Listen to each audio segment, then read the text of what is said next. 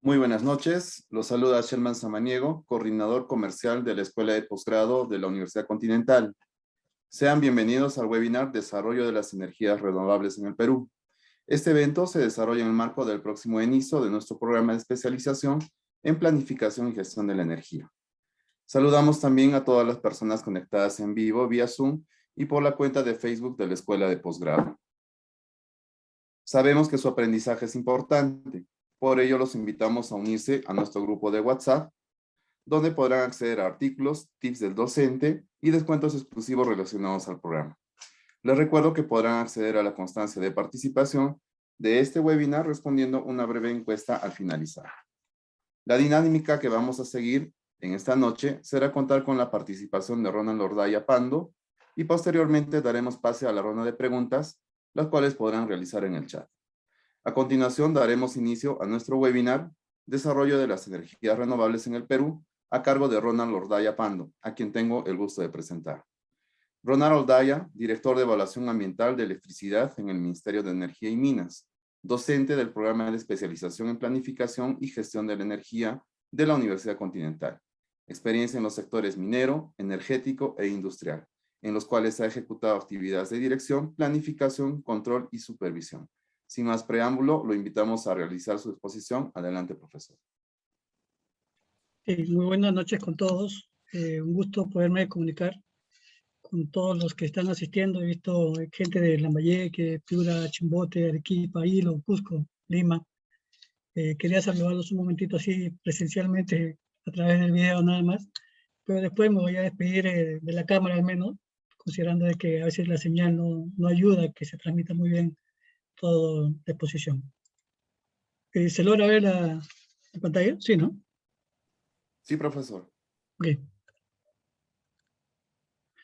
Lo que vamos a desarrollar en esta hora, vamos a estar intercambiando un poco de ideas, es la fuente de energía renovable, su obtención y cómo lo podemos utilizar. Lo inicial que tenemos que hacer es indicar cuáles son las principales fuentes de energía renovables que hay aquí en nuestro país. Aquí lo que estamos desarrollando son las 5 principales tipos de energía, pero no son las únicas. Cabe indicar que, por ejemplo, en el caso de la energía maremotriz, que se está desarrollando en algunos lugares, todavía en el Perú ni siquiera se ha tocado a nivel de estudio preliminar y evidentemente no hay ningún estudio en el que demuestre cuál es el potencial que habría, ¿no? Entonces, nos centraremos especialmente en estas 5 que estamos mostrando a continuación, ¿no? Por ejemplo, en el caso de la energía solar, tenemos en el Perú un potencial interesante, lo cual está permitiendo que las centrales de generación tipo fotovoltaicas se estén comenzando a construir en varios lugares del país. Y es importante indicar que, por ejemplo, en el caso de la energía solar, puede obtenerse y transformarse de 2 tipos, ¿no? Uno es a través del sistema fotovoltaico, que es a través de los paneles que conocemos, que hemos visto de repente en algunas casas, o que hemos visto de repente pasando por el sur del Perú, o de repente a través de concentración solar, que en algunos lugares como Chile tiene, por ejemplo, lo que hacen, concentran la energía, pero utilizan la temperatura básicamente, ¿no?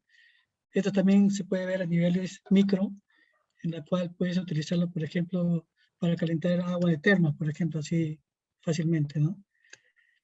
Esos son el sistema de energía solar. En el caso de la energía eólica, tenemos, en el Perú también hay un potencial bastante bueno, que lo único que necesita es la energía cinética del aire, ¿no? El movimiento del aire, y facilita el movimiento de unas grandes aspas, que ya veremos sus dimensiones son bastante impresionantes, y pueden estar ubicados en tierra, como son las que estamos desarrollando aquí en el Perú, o en el mar también, ¿no? Que el potencial es bastante grande y están comenzando a crecer bastante más rápido que las de tierra inclusive.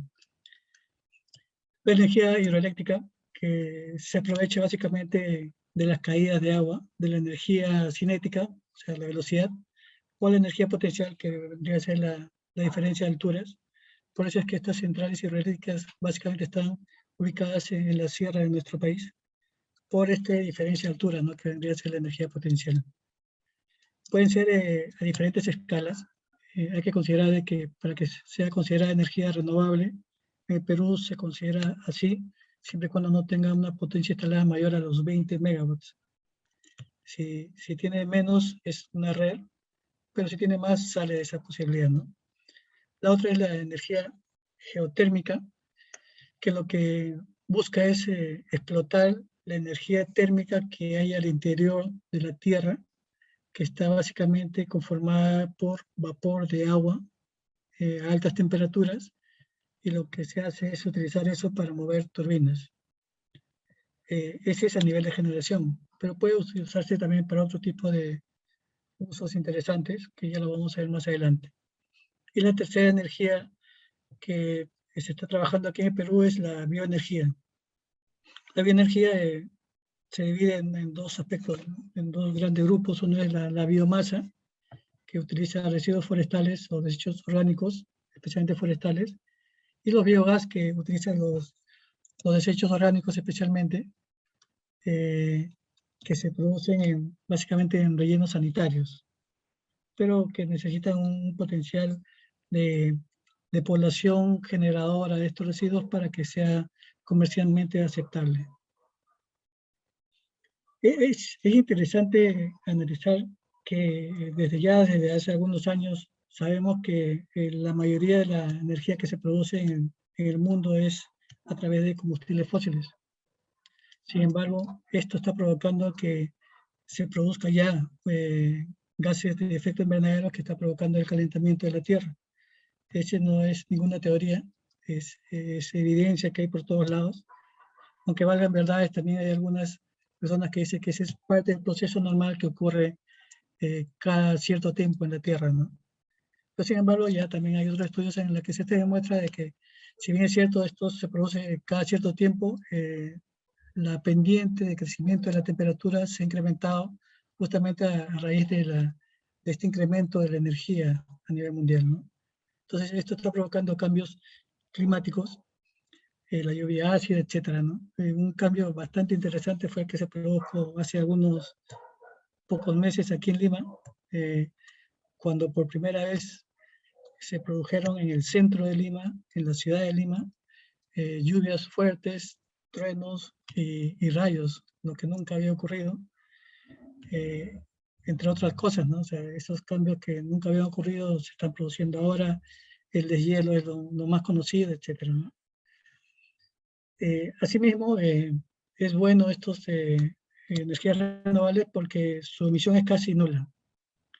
Entonces, es importante esto porque justamente lo que estamos promoviendo es que esto baje la emisión de CO2 y otros gases de efecto invernadero para que la temperatura no se siga incrementando.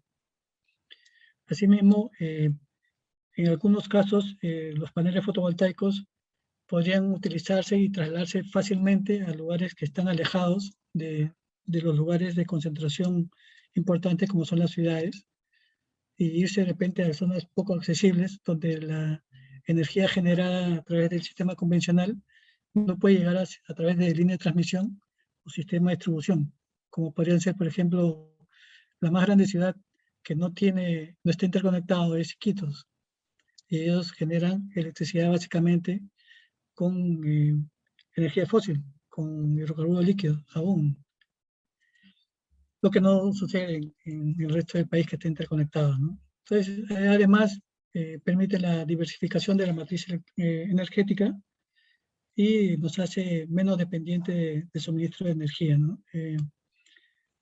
Ese es un tema interesante que podemos desarrollarlo mucho más a detalle más adelante.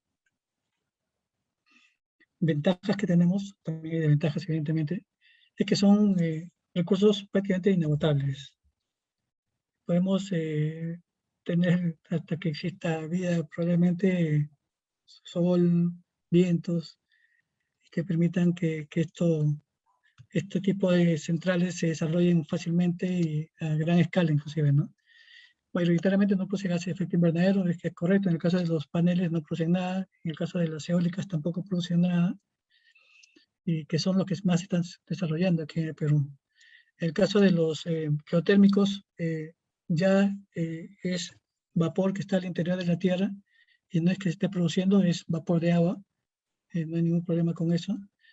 y también tenemos en el caso de que sí se produce gas de efecto invernadero, en cierta forma son el caso de la bioenergía, porque es sistema de combustión. Entonces, la bioenergía lo que hace es quemar, producir vapor, y la generación de vapor se hace a través de combustión, o el gas que se obtiene de los desechos orgánicos va a una central que también genera gas de efecto invernadero. Pero excepto eso, los demás no generan, ¿no? Favorecen el autoconsumo, reducen la dependencia energética. Pero ¿cuáles son las desventajas de esta red?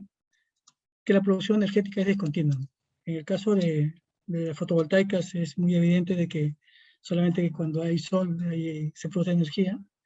En el caso de las eólicas funcionan bastante bien cuando tienen un rango de velocidad del viento. Cuando están debajo de ese rango deben dejar de operar, y cuando tienen mucha velocidad también tienen que dejar de operar, pero ahí ya por cuestiones de seguridad. Entonces está limitada por cuestiones climatológicas, ¿no? Y esta es una visión general de cómo es que en el mundo se están realizando inversiones a nivel de electricidad renovable, ¿no? Entre los años 2019 y 2020, podemos ver, por ejemplo, en el celeste, de que la energía fotovoltaica está teniendo un crecimiento alrededor del 15% cada año, mientras que el mayor crecimiento se está produciendo en las eólicas, ¿no? Que es el morado, que está en la tercera y cuarta. Está llegando en algunos casos en el periodo 2020-2021 a niveles que exceden el 25% del crecimiento. Es bastante elevado, ¿no? Las hidros tienen también, están creciendo, pero no a niveles de las dos primeras.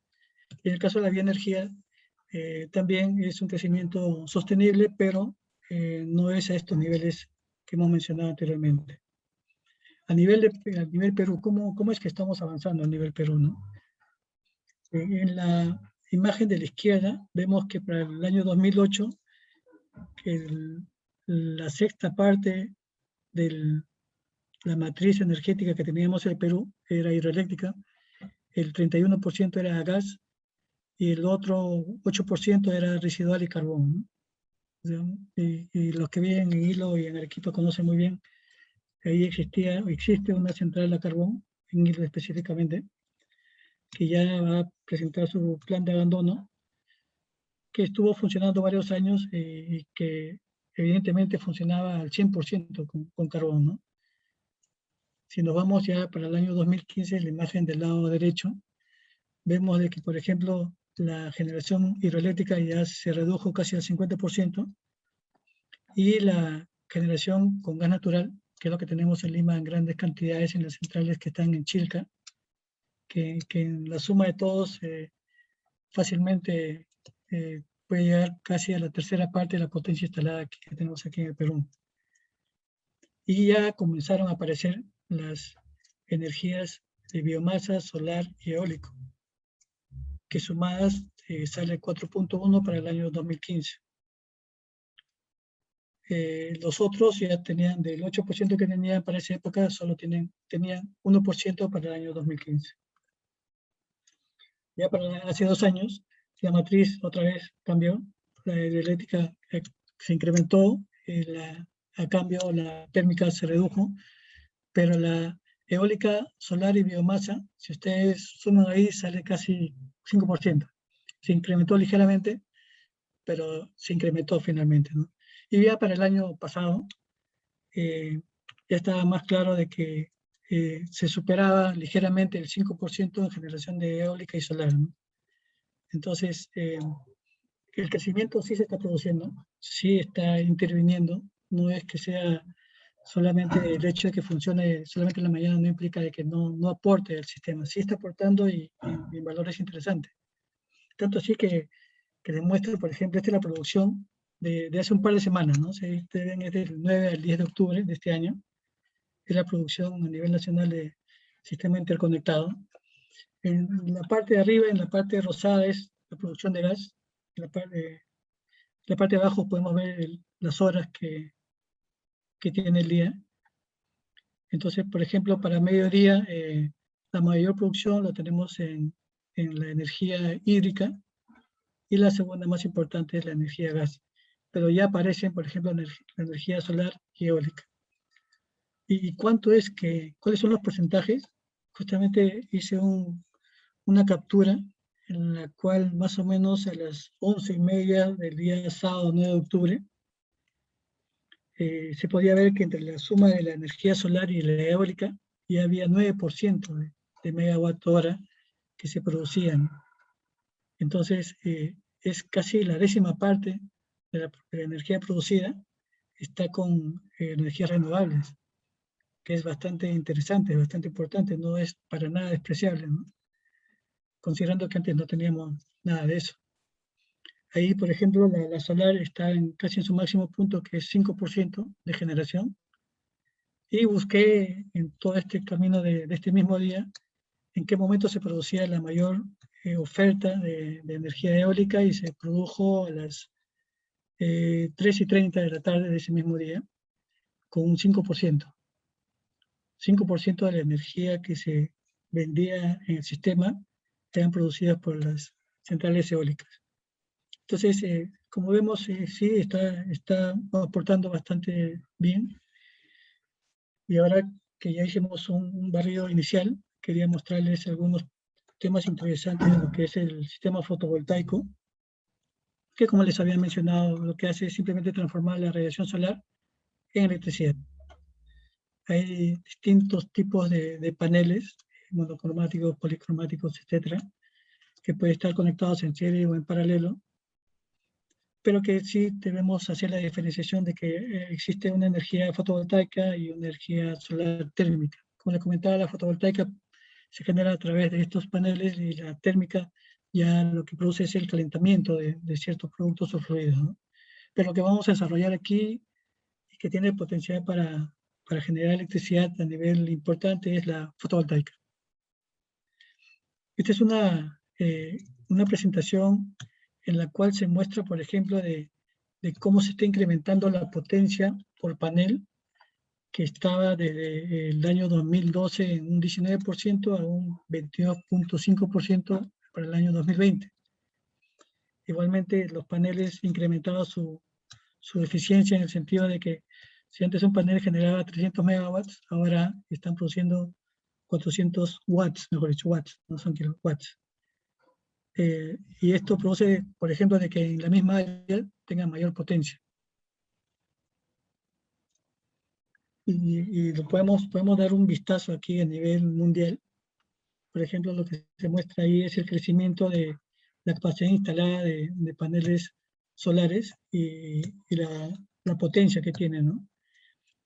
Si ustedes pueden distinguir, de repente en el 2019 se puede ver un poquito mejor. La energía fotovoltaica es la amarilla y la térmica es la anaranjada. Es mínimo, es casi poco representativo. Por eso es que de repente no hay muchos proyectos que se piensan desarrollar aquí en el Perú, al menos no que se tenga conocimiento. Y esa es la capacidad instalada, pero la electricidad generada ya se está produciendo también en un volumen bastante importante y un crecimiento casi exponencial a nivel mundial. Si nos metemos aquí en el Perú, la potencia instalada creció bastante entre el 2016 y 2017. Y se ha estancado un poco al año 2020, el año pasado. Sin embargo, como les comentaba, hay varios proyectos en cartera. En ministerios, si ustedes entran a su página web, pueden verificar de que hay proyectos de más de 200 megawatts, más de 300, más de 400 megawatts que están siendo evaluados. Por lo tanto, la capacidad de crecimiento de esto se va a incrementar grandemente de repente a mediano plazo. Y en la lámina de la derecha ya es la energía generada, que entre el 2018 y el 2019 ya se ve el incremento de esta energía que otorga las fotovoltaicas a nivel nacional. Pero es alguna característica que no solamente lo tenemos aquí en el Perú. Este es un potencial eléctrico fotovoltaico, donde podemos ver que aquí en Sudamérica tenemos entre Perú, Chile, Bolivia, Argentina, un gran potencial. Ahí el mayor potencial es, cuanto más oscuro es mayor potencial. Entonces, tenemos esa zona, tenemos la zona de México y Estados Unidos, también la zona norte de África, también está la zona de Medio Oriente, pero aquí, por ejemplo, en Medio Oriente, Egipto, por ejemplo, ya están desarrollando centrales bastante grandes, pero aquí en Medio Oriente, a pesar de que tienen un potencial bastante grande, no lo desarrollan. ¿Por qué no lo desarrollan? Porque tienen sus grandes cantidades de reservas de petróleo y de gas, entonces no necesitan desarrollar algo que les sobra a ellos como energía, ¿no? Y los grandes generadores están en esta zona de China y de la India también, ¿no? Ahí, como se muestra, por ejemplo, en la India, tienen la central más grande del mundo, tiene 2.250 megawatts de potencia instalada. Si, por ejemplo, uno se pone a comparar, nosotros tenemos la central hidroeléctrica más grande, es el Mantaro, que es el complejo Mantaro, que está compuesto básicamente de dos centrales que suman esas 1.000 megawatts. Entre las dos suman 1.000 megawatts, ¿no? En cambio, solo una central solar en la India está sobre los 2.250 megawatts, imagínense. Y esas son recientes, ¿no? Las que se muestran son de India, China, Egipto, que son fácilmente superan los 1.500 megawatts, que todavía nosotros estamos un poco lejos de ellos, pero creo que estamos avanzando, ¿no? A nivel de Latinoamérica y el Caribe, ya acercándonos un poquito más, tenemos que el crecimiento ya es bastante potencial, ¿no? Es bastante interesante. Y, por ejemplo, en este mapa podemos ya hacer un zoom a Sudamérica y vemos que la parte más oscura está en la zona de Argentina, el norte de Argentina, el sur de Chile, el norte de Chile y el sur de Perú, ¿no? Entonces, justamente en estos lugares Chile y Perú están comenzando a desarrollar proyectos interesantes, por lo cual vamos a mostrarlo poco a poco. Aquí ya nos metemos a nuestro país y como les comentaba, cuanto más oscuro, cuanto más morado es el color en el mapa, implica que el potencial de fotovoltaico es mayor, ¿no? Entonces, si ustedes se dan cuenta, en la zona sur, entre Ica, Arequipa, Moquegua y Tacna, está en el mayor potencial fotovoltaico que podría tener el Perú, mientras que en la zona norte y oriente del Perú es mínimo, ¿no? O sea, no tiene relación con la cantidad de sol, porque si uno se va de repente a Quito, dice que se muere calor, pero los niveles de radiación comparados con lo que hay en el sur de Perú para colocar centrales fotovoltaicas no es tan atractivo, que digamos, comparado con el norte, con el sur de Perú. Y aquí ya nos metemos un poco más todavía, ¿no? Y ahí está más claro que no es la costa específicamente, pero está bastante cerca entre el sur de Arequipa, sur, centro y norte de Arequipa, Moquegua y Tacna. Ese es el potencial que se tiene. Y como se puede ver ahí, es lo que están haciendo ahorita, ¿no? Tenemos la central de imagen, repartición, Rubí, que es la más grande, Moquegua, Panamericana Solar, Tacna Solar y Intipampa, que están ubicadas justamente entre estos tres departamentos, Arequipa, Moquegua y Tacna. Entonces, sí se está comenzando a aprovechar y los proyectos que tenemos actualmente en evaluación justamente también están en esa zona, ¿no?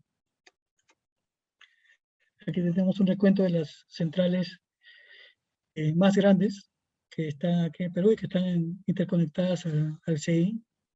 La más grande es la central solar Rubí, que pertenece en el Green Power. Y las más pequeñas son la repartición, Tacna Solar, Majes, que fueron construidas hace un poco, aproximadamente hace 10 años, ¿no? Y que están sobre los 20 megawatts. Pero no solamente estamos hablando de, lo que estamos comentando hace un momento es a niveles de centrales, en las cuales hay miles de paneles uno al lado del otro para generar una potencia instalada interesante para la energía que necesita el Perú. Pero también podemos hablar de sistemas fotovoltaicos domiciliarios, en las cuales necesitamos uno o dos paneles para generar la energía que necesitamos, especialmente en los lugares como la costa y sierra, donde la energía no llega por cuestiones económicos. y que, por ejemplo, el ministerio está promoviendo a través de parques de sistemas fotovoltaicos de lugares que no están conectados al sistema. Podemos ver, por ejemplo, la evolución entre el 2012 y 2020, que para el año 2012 había poco más de 4.600 domicilios conectados a este sistema, pero que para mediados de 2020 ya había más de 230.000, o sea, una cantidad bastante grande, con un crecimiento de casi 5.000%. Ahora, este de aquí, si ustedes ven, está distribuido en varias empresas, entre las cuales están Ainex, Electrosureste, Electrocentro, etcétera, pero también hay privadas como Ergon, ¿no? Que es una empresa que ganó la convocatoria que tenía el ministerio para instalar justamente estos sistemas fotovoltaicos. Pero todavía estamos un poco lejos de lo que el Perú espera del sistema de electrificación. Y a pesar de que ya hay 230.000 sistemas fotovoltaicos domiciliarios construidos, y además estos no es que sea puro domicilio, ¿no? Hay más de 2.000 escuelas, más de 600 postos de salud que se han beneficiado de esto de aquí, ¿no? Evidentemente, cuanto más grande sea la instalación, más paneles necesitan. El que se muestra en la pantalla simplemente es un domiciliario, ¿no? Que capta la luz del día, lo almacena también en baterías para que en la noche pueda ser utilizada. Pero el ministerio está promoviendo también un proyecto para que se electrifiquen 48.000 viviendas más en las zonas rurales, no solamente del norte, como se muestra ahí, sino también en el oriente, ¿no? Entonces, vamos avanzando en ese sentido, ¿no? Ahora, ¿cuáles son las ventajas? Bueno, ya hemos mencionado, ¿no? No genera gases de efecto invernadero, no contamina durante su uso, excepto al momento de producir los paneles solares. Es una fuente de energía renovable y sostenible porque esto va a existir toda la vida y no se gasta. No necesitamos ningún aditamento, ningún combustible, ningún aceite para mantener eso. El panel solar simplemente tiene un mantenimiento bastante sencillo de limpieza con agua y trapo, nada más. No necesita nada adicional para limpiar los paneles. Como saben, la luz solar es abundante y disponible en todo el mundo. Entonces, es una opción bastante importante, especialmente en esas zonas alejadas, como las que estaba mencionando, ¿no? Las zonas que no están conectadas a la red, que como es lugares de la selva y de nuestra sierra. Al tener esto, podemos reducir un poco la dependencia de suministro de combustible, por ejemplo, del exterior, ¿no? ¿Y cuáles son las desventajas? Especialmente en el caso de estas fotovoltaicas, es que requieren grandes áreas, ¿no? Por ejemplo, algunos proyectos nuevos están requiriendo, por ejemplo, de áreas de 1.000 hectáreas. Es bastante grande, ¿no? 1.000 hectáreas es una gran dimensión que de repente si queremos compararlo, el Centro Histórico de Lima tiene una dimensión de 250 hectáreas. No, 200 hectáreas aproximadamente. Multiplícale eso por 5, ¿no? Y esa es la dimensión que requieren estos nuevos proyectos. Y nos vamos a Arequipa también el Centro Histórico de Arequipa es 250 hectáreas, y hay que multiplicarlo 4 veces ese tamaño, y esas son las áreas que van a ocupar estos paneles con los nuevos proyectos. Otra ventaja es que la energía solar no es constante, ¿no? Evidentemente tenemos mucha energía en el día, pero en la noche no hay. Entonces, para eso existe la baterías, que es un problema también, ¿no? Pero que igualito en el caso de las zonas aisladas ayuda mucho. Las condiciones ambientales no ayudan tampoco, ¿no? O sea, si hay mucha humedad, mucha niebla, como por ejemplo es la zona de selva, también parte de la zona de sierra, también no ayuda a que la eficiencia sea la máxima que uno quisiera. Cuanto más contaminación existe, su rendimiento baja. Tiene el análisis muy similar al anterior, ¿no? Pero sí, como se mencionó al comienzo, la producción de paneles solares durante ese proceso genera gases de efecto invernadero y desechos tóxicos que se compensan durante su uso, ¿no? Que baja mucho su huella de carbono. En el caso de la energía eólica, bueno, conocemos que solamente lo que necesitamos es la energía cinética del viento para generar electricidad a través de estas grandes instalaciones. Estas centrales es un recurso abundante, es renovable, va a existir siempre, es bastante limpio y no genera emisiones de gas efecto invernadero. No produce fluentes, no produce emisiones, pero sí produce ruido, ¿no? Pero el ruido es producido siempre y cuando uno esté bastante cerca a estos lugares. Si uno está a 20, 30 metros, sí escucha un ruido que eso es un poquito incómodo, son unos zumbidos bastante fuertes. Pero si uno se aleja 100, 200 metros, estos ruidos pasan casi desapercibidos, porque para comenzar están ubicados en lugares donde el viento es bastante alto, ¿no? Entonces, uno se escucha el viento, pero ya no escucha el movimiento de las aspas. La energía eólica está disponible en casi todo el planeta. Sin embargo, tenemos algunos problemas en el caso de la energía eólica y es respecto a la disponibilidad del viento, ¿no? O sea, no se puede planificar cuándo va a haber mucho viento, cuándo va a haber poco viento. O sea, si hay mucha velocidad del viento, muy poca velocidad, el sistema deja de funcionar. Cuando es poca velocidad es porque es ineficiente y cuando hay mucha velocidad es por seguridad que se desconecta. Entonces, está dependiendo mucho del clima, la generación eólica. Y estos parques eólicos son bastante caros. Cualquiera no lo puede poner en sus casas, en lugares así que uno quisiera, por ejemplo, como los paneles. Sin embargo, sí se está desarrollando porque, por ejemplo, solamente un poste de generador eólico puede generar 6.5 megawatts, por ejemplo, en este momento, ¿no? 6.5 es como varios caterpillars juntos de un mega. Sin embargo, como les comentaba, ¿no? Al depender mucho del clima, tiene que ser respaldada por otras fuentes de energía con mayor capacidad de regulación, como son las termoeléctricas y las hidroeléctricas. Y hay un impacto ambiental, ¿no? que se ha comentado muchas veces, que es, por ejemplo, los daños y muertes que podría provocar a las aves en murciélagos. Y hay medidas de mitigación para esto, medidas de control, medidas de manejo. Y así mismo también se puede decir es un impacto visual sobre algunos parajes donde anteriormente no había nada, ahora aparecen estos armatostes, ¿no? Sin embargo, en algunos lugares, estuve repasando un evento en el cual participaron de varios países y unos ecuatorianos decían que los lugares donde habían colocado estos eh, generadores se había vuelto un lugar turístico. Entonces, no necesariamente es un impacto visual negativo si lo saben manejar, pero sí inicialmente se podría pensar eso, ¿no? Solamente para conocer, estos aerogeneradores se pueden colocar en tierra, como los que se muestran, pero también hay mucha energía eólica marina, que cada vez está incrementándose, ¿no? Entonces, es para comenzar a analizar este tipo de energía a nivel mundial, ¿no? Como les comentaba, el tamaño de estos generadores, de estas turbinas, se están incrementando de a poco, los costos están reduciéndose. A futuro, por ejemplo, ya aquí hablan de futuro, algo que no aparece aparentemente, está de 125 metros, pero ya algunos proyectos que estamos viendo aquí en el Perú van a ser colocados a esa altura, ¿no? 125 metros.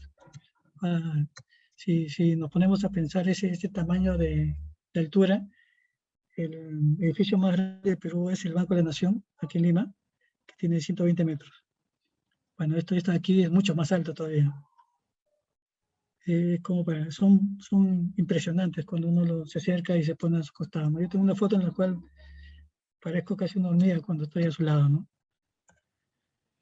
Y aquí vemos cómo está el crecimiento a nivel mundial de el potencial y la generación de energía a través del viento, ¿no?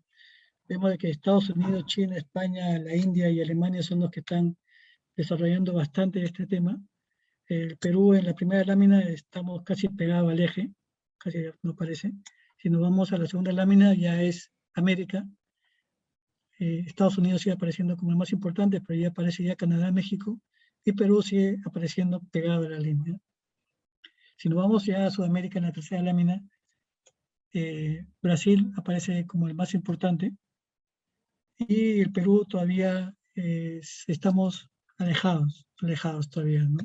Pero sin embargo el crecimiento que se está produciendo a partir del año 2013, 2014 es importante y va a ir en incremento en los próximos años.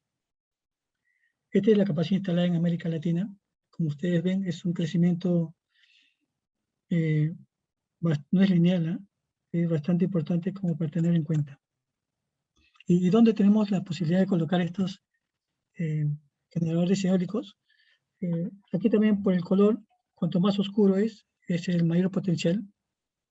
Entonces, cuanto más claro, menos potencial. Aquí sí, por ejemplo, la parte de Tan, Arequipa, Moquegua no tiene el potencial, como si lo tiene Ica, por ejemplo, ¿no? Si ustedes ven alrededor de Ica, están los valores más altos de velocidad del viento. Y en el norte también, ¿no? En la zona de Piura y un poco en la zona de Libertad. Ya si hacemos un zoom un poquito más puntual, que se nota un poco más claro, está frente a casi todo Ica es el mayor potencial, y parte de la sierra, si ustedes ven, también tiene, pues, de Sierra Norte, también tiene un potencial importante, ¿no? Y también la zona de Libertad. Y justamente aquí, ¿no? Este es el norte del Perú, ya hemos hecho un zoom.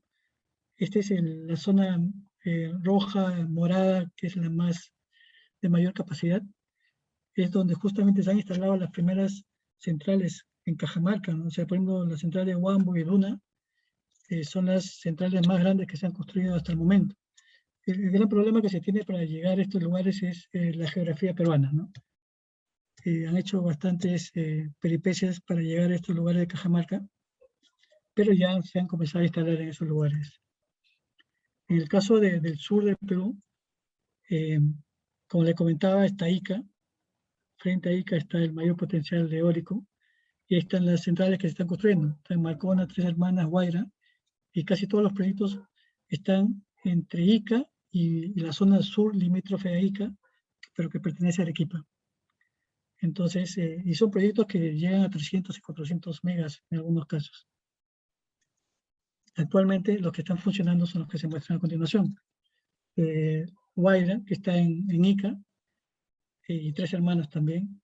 Guaira tiene más de 130 megas, y ahí podemos ver que en Cajamarca ya tenemos en Chota dos centrales con 18 megas, ¿no? Que son las más importantes en el norte. Y aquí ya entramos a un terreno un poquito más conocido, que son las centrales hidroeléctricas, que son consideradas red siempre y cuando sean menores de 20 megawatts. Y aquí la característica principal de una red de menor a 20 megawatts es que no tiene embalse. Entonces, al no tener embalse, esto implica de que no puedes regular la cantidad de agua que podrías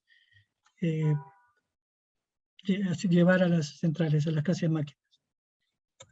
Aquí, por ejemplo, al lado izquierdo vemos un esquema de cómo es que funciona una central de paso, así se le llama, central de paso, en la cual saca el agua que está pasando por el río, lo lleva a un desalenador, donde se decanta un poco los sólidos, y a través de un canal y una tubería de presión llegas a la casa de máquina donde produces energía eléctrica, y el agua se devuelve tal cual se recibió. Pero si se dan cuenta, aquí no embalsas nada. O sea, si llegado un momento no hay mucha agua, entonces tu central también para. En el caso de la derecha son las centrales que tienen embalse, y ahí sí, ahí necesitas necesariamente regular, porque almacenas una gran cantidad de agua que cuando es época de lluvia lo almacenas, y cuando es época de estiaje lo comienzas a utilizar en mayor porcentaje. Es toda una teoría que parte del programa de especialización va a desarrollar también. El crecimiento ya no es importante comparado con años anteriores. Es un crecimiento con una pendiente relativamente baja. Sin embargo, aquí se muestra algunas de las centrales hidroeléctricas que tienen 20 megawatts, que está permitiendo que se genere electricidad en algunos lugares aislados. Entramos ahora a la energía generada a través del biogás. El biogás tiene dos tipos de generación. Una es a través de recursos biológicos generados por la descomposición de materia orgánica. Y estas son las que, por ejemplo, existen aquí en Lima. En Lima tenemos todas las centrales de biomasa que existen en el Perú. Todas las que existen en el Perú están en Lima. Y para eso necesitas rellenos sanitarios. Aquí se muestra un poco. Si ven al lado izquierdo, es un relleno sanitario en el cual se conectan algunas tuberías para obtener el metano. Este metano, después de pasar por algunos filtros, se inyecta a unos motogeneradores que son mismo grupo electrógeno de grandes dimensiones, y si sobra energía, si sobra gas, se quema, ¿no? Así es el funcionamiento en el caso de la central de biogás. Pero también tenemos las centrales de biomasa, que utilizan básicamente el sector agroindustrial a través de la caña de azúcar, por ejemplo, ¿no? El bagazo de la caña y cascarilla del arroz, que lo que se hace es generar vapor a través del quemado de esta biomasa, y ahí es donde se producen los gases de efecto invernadero que les comentaba, ¿no? Y a través de este vapor produces electricidad a través de turbinas de vapor, pero también utilizas como vapor mismo, pues, que necesitan en estas instalaciones agroindustriales. Si se dan cuenta, por ejemplo, aquí tenemos 2, 4, 6, 8 centrales, y las primeros 4 son de biomasa. Están relacionados básicamente al tema de caña, Aurora, AIPSA, San Jacinto y Energía del Chira utilizan biomasa, mientras que las otras 4 son Huaycolor, La Gringa, El Callao, Doña Catalina, pertenecen a Petramás, ¿no? Que es quien recoge los residuos sólidos aquí en Lima en gran porcentaje. Entonces, ¿por qué no se produce biogás a nivel comercial a grandes dimensiones en otros departamentos? Básicamente por la cantidad de generación de residuos que tiene que haber, ¿no? En Lima, solamente en la provincia de Lima tenemos 8 millones de habitantes. Entonces, esa cantidad de población y la cantidad de residuos que se genera y la existencia de estos rellenos ayuda a que se pueda generar electricidad a partir de biogás. Yéndonos ya casi por terminar, la energía geotérmica que tenemos en el Perú, hay un potencial, existe, es importante, y hay 2 tipos de energía geotérmica, unas de alta temperatura de más de 150 grados y una de bajo media temperatura que está entre 30 y 150. Pero solamente la primera sirve para generar electricidad. Y como les comentaba, lo que utiliza es vapor de agua que está en el interior de la tierra, en el subsuelo, para lo cual hay que perforar para obtener estos vapores, ¿no? Pero si está de baja temperatura, no es que no se pueda utilizar, solo que no sirve para generar electricidad, pero sí puede servir para calefacción o agua caliente, ¿no? Pero para esto necesitamos ductos que no deberían ser enfriados conforme lleguen al consumo final. Por lo tanto, estos lugares de baja o media temperatura deberían estar ubicados cerca a la población que la va a utilizar. Si no, se pierde el calor en el camino, ¿no? Como les comentaba, este es el proceso, no nos da tiempo para explicar más, pero no existe ninguna central en construcción u operación a nivel nacional. Y vamos a indicar por qué, ¿no? Pero su operación, como les mencionaba, es muy similar a una central termoeléctrica a vapor. ¿Y por qué no existe centrales geotérmicas? Porque los costos de inversión son bastante elevados, los iniciales, ¿no? Sí hay algunos estudios que han hecho un par de centrales que están en la primera fase, en la fase 1, en la cual están comenzando a hacer, investigando el potencial que hay. Y hay un estudio nacional, existe, pero están verificando si es real o es mayor o menor. Todavía al no haber este desarrollo de la energía geotérmica, tampoco estamos desarrollando especialistas. Hay un potencial, sí, pero todavía no tenemos muchos especialistas. Estos campos geotérmicos que les voy a mostrar un poco más adelante están en parques nacionales o ANPs, que impiden su desarrollo fácil, que se puede desarrollar con los permisos adecuados siempre y cuando estén dentro de su marco de desarrollo de estas ANPs, sí podría, ¿no? Habría que investigarlo. El reglamento de protección ambiental para las actividades de electricidad solamente ha desarrollado algunos artículos respecto a la geotérmica, porque no hay mucha experiencia, no hay mucha experiencia en ella. Entonces los instrumentos ambientales todavía no están 100% definidos, pero esperemos que esto avance en el transcurso de los próximos años. Y también la tarifa no es alta en comparación con otras fuentes de generación hidroeléctrica. Si se dan cuenta, lo que les menciono se puede ver en este gráfico histórico de energía instalada en América Latina y el Caribe. Entre el año 2000 y 2019 casi no ha habido mayores inversiones. Es más, en algunos lugares también se está hablando de retiro de estas centrales, ¿no? Como puede verse, entre el 2017 y el 2018 hubo una caída de potencia instalada. No es mucho, ¿no? Como ustedes ven, son 1500 megawatts, que solamente, como vimos casi al comienzo, una central fotovoltaica en la India tiene 2250 megawatts. Y aquí, entre todas las que tenemos, está en 1500.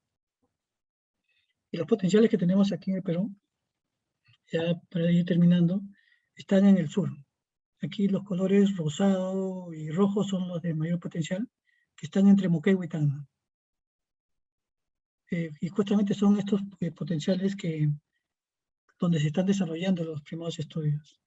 En el sur del país es lo que está más interesante. En el norte es un potencial también que todavía lo están investigando, pero en el oriente y la sierra adicional central no existe. ¿Qué nos espera? El nivel de electrificación en Sudamérica para el año 2013 estábamos 70% en la parte rural.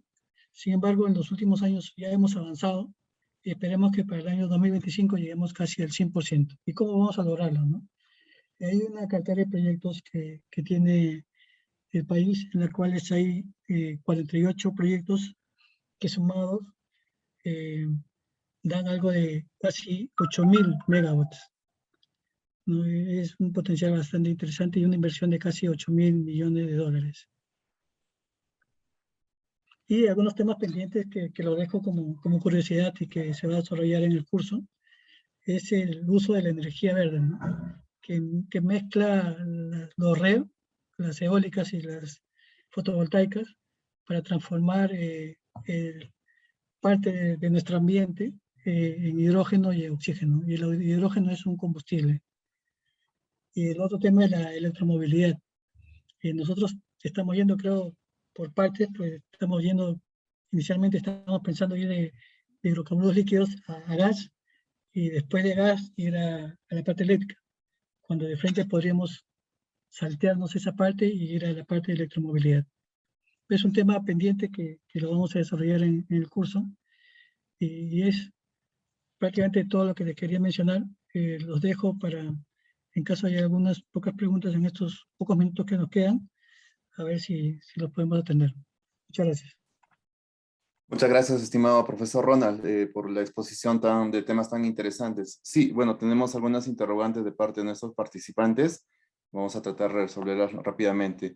Una de ellas es cuáles son las dimensiones de los paneles y también cuáles son los paneles más eficientes en la actualidad. Sí, hay algunos temas técnicos que lo podemos tocar en su momento, pero sí mostré cuáles son las eficiencias, que están alrededor de un poco más del 20%, y ahorita cada panel podría generar hasta 450 watts de potencia. Esos son los que se están instalando en las centrales actuales. Inclusive algunas centrales lo que están haciendo es, están retirando sus paneles antiguos, que estaban de 200, 250 watts, están colocando los de 450 watts. Y para no crecer en potencia, porque están limitados en esa parte, evidentemente, si antes tenían 50.000 paneles, ahora van a tener 30.000 paneles, ¿no? El mantenimiento va a ser mucho menor porque igual tiene que hacer limpieza, ¿no? Entonces, en ese sentido, esa es la información que por el momento les podría entregar. Los dejo sí con la expectativa de las respuestas que estén pendientes. Muchas gracias, estimado profesor. Tal vez una interrogante más. ¿Qué mapa solar es el recomendado para hacer proyectos fotovoltaicos? Hay un mapa del Perú, hay un mapa solar del Perú que ya tiene varios años, pero el que yo le he mostrado es un mapa que es internacional, que también es bastante certero. En la presentación puse inclusive la referencia. Pueden utilizar cualquiera de los dos. El mapa solar que hemos desarrollado en el Perú, pero que ya es un poquito antiguo, o el mapa solar que he mostrado que es ya a nivel mundial, que uno puede hacer zoom al nivel que uno desee y que puede mostrar esos potenciales que existen. Correcto, muchas gracias, profesor. Una nueva interrogante. ¿Cuál es el tiempo de vida de un panel para zonas rurales? Los proyectos están considerando actualmente un tiempo de aproximadamente 20 años. Ya a partir de ahí ya debería cambiarse, ¿no? Ahora, en los proyectos que tenemos aquí en el Perú, los primeros proyectos que se construyeron ya han presentado propuestas para cambiar, como les comentaba, parte de sus paneles existentes después de 10 años. Pero ellos tienen doble finalidad, ¿no? Una es que algunos de ellos ya se están deteriorando o están bajando su eficiencia, y lo otro es este incremento de potencia por panel. Entonces, en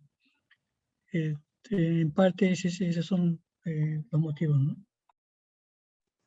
Muchas gracias, profesor. Una nueva interrogante. ¿Qué tan complicado es desarrollar la energía de las corrientes marinas? El Perú es privilegiado al tener permanentemente las corrientes marinas de Humboldt y El Niño. Sí, esa es una pregunta muy interesante. Como les comentaba al comienzo, en el Perú no hemos desarrollado ningún estudio, al menos no he visto ningún estudio publicado específicamente para el Perú.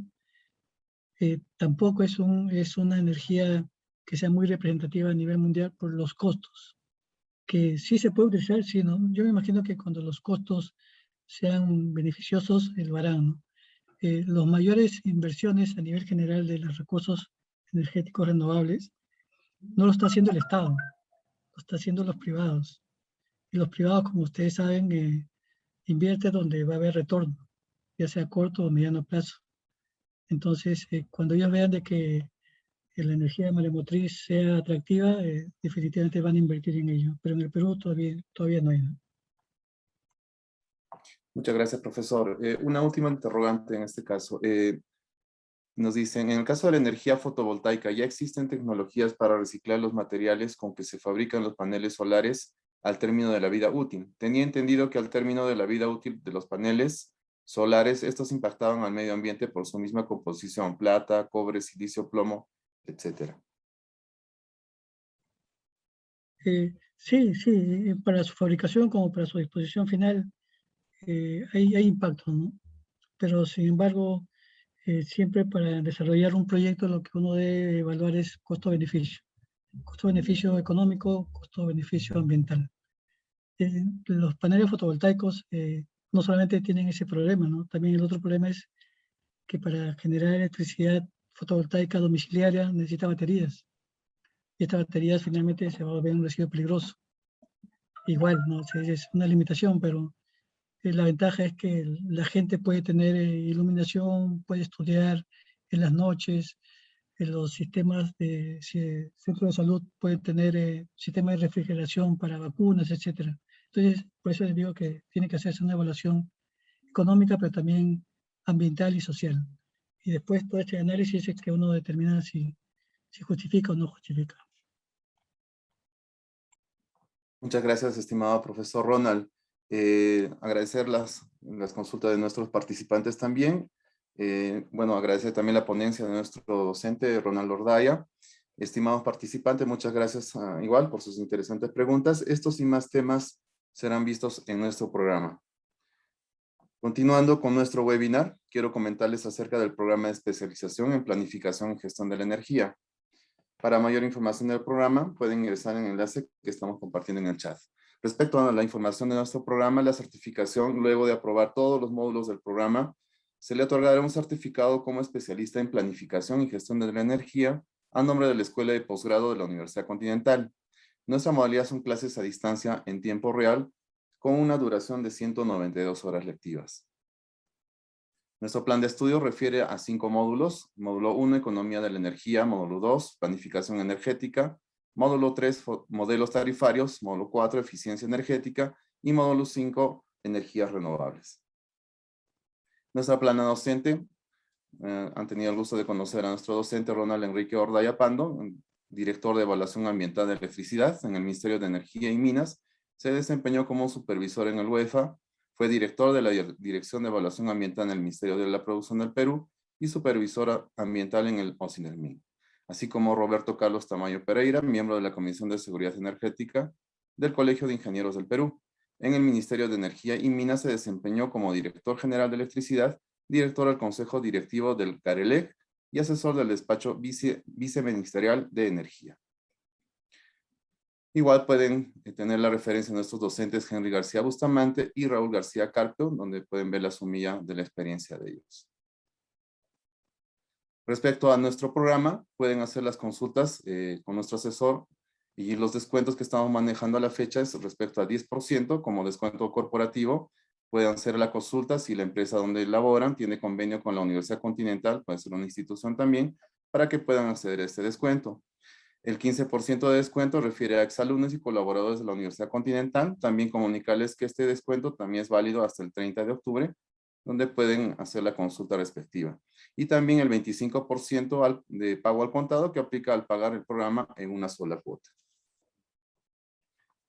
Los contactos pueden ver el nombre de nuestro asesor, en este caso, con mi persona, se llama Samaniego Zárate, coordinador de la Escuela de Posgrado. El número de celular, pueden escribirme al chat, al WhatsApp, o también hacer un correo electrónico, también que está referido en la pantalla.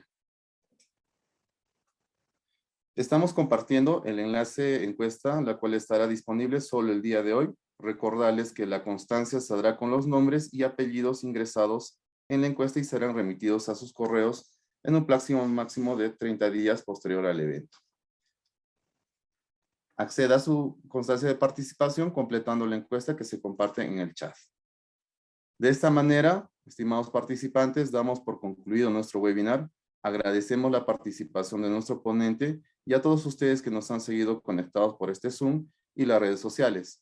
De parte de la Escuela de Posgrado de la Universidad Continental, les agradecemos su participación. Muchas gracias, buenas noches.